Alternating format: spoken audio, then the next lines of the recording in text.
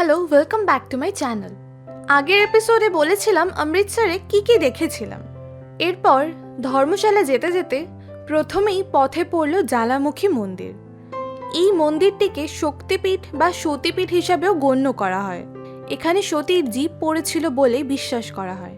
এই মন্দিরে পুজো দিয়ে আমরা পালমপুরের একটি হোটেলে নাইট স্টে করলাম। হোটেলের একদম কাছেই ছিল চামুন্ডা মন্দির। পরদিন সকালে চামুন্ডা মন্দির দর্শন করে বেরিয়ে পড়লাম ব্রজেশ্বরী মন্দিরের উদ্দেশ্যে। মন্দিরটি কাংড়া দেবী নামেও প্রসিদ্ধ। এটি লোয়ার ধর্মশালা। এরপর আমরা কাংড়া ভ্যালির উদ্দেশ্যে রওনা হলাম। পথে পড়ল বৈদ্যনাথ অর্থাৎ শিবের মন্দির। মন্দিরটি প্রাচীন।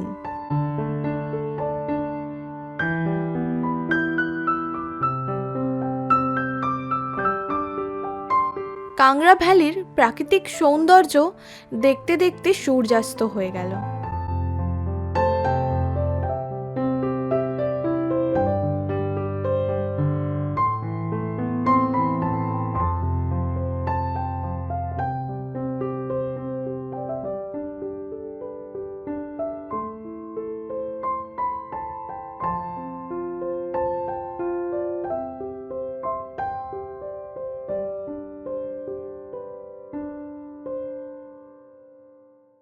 পরদিন সকাল সকাল আপার ধর্মশালার ম্যাকলয়েডগঞ্জে পৌঁছে গেলাম। এটি লিটল লাসা নামেও পরিচিত, কারণ এই অঞ্চলে তিব্বতীয়দের একটি উল্লেখযোগ্য জনসংখ্যা রয়েছে। ম্যাকলয়েডগঞ্জের প্রাকৃতিক সৌন্দর্য অত্যন্ত চিত্তাকর্ষক।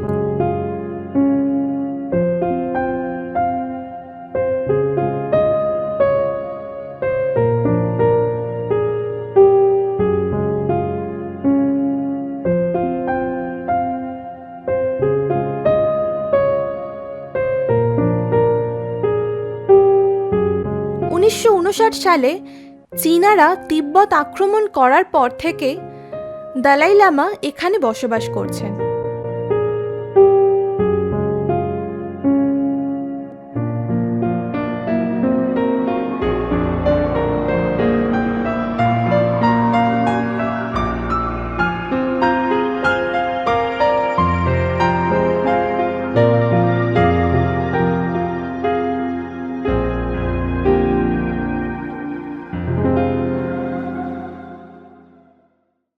আপার ধর্মশালাতেই অবস্থিত আরও একটি দর্শনীয় স্থান ধর্মশালা stadium. Himachal Pradesh cricket association stadium একটি ইন্টারন্যাশনাল ক্রিকেট স্টেডিয়াম।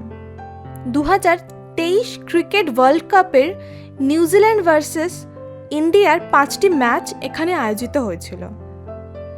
স্টেডিয়ামটি ঘুরে দেখলাম। স্টেডিয়াম থেকে বেরিয়ে আমরা ডালহৌসির উদ্দেশ্যে রওনা হলাম। আজ এই পর্যন্তই, দেখা হচ্ছে আবার নেক্সট এপিসোডে। ভিডিওটি ভালো লেগে থাকলে লাইক শেয়ার করতে একদম ভুলবেন না। Please subscribe the channel.